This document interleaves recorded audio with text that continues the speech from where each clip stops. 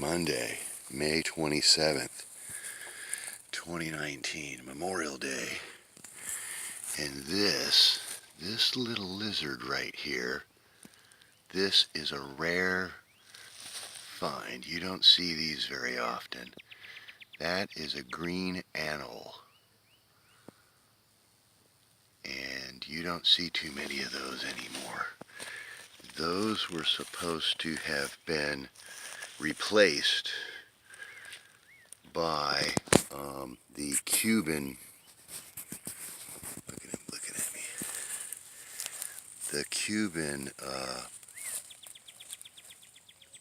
lizards that came over back in the 70s or 80s.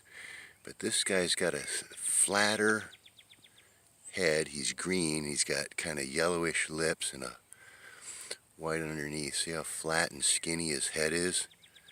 And he doesn't have that thing under his chin that sticks out all the time. Oh yeah, I guess he does a little bit, but he's not. They don't posture constantly like the Cuban variety. But yeah, so that's kind of a rare little sight there. I've seen a couple other ones around up on my roof before.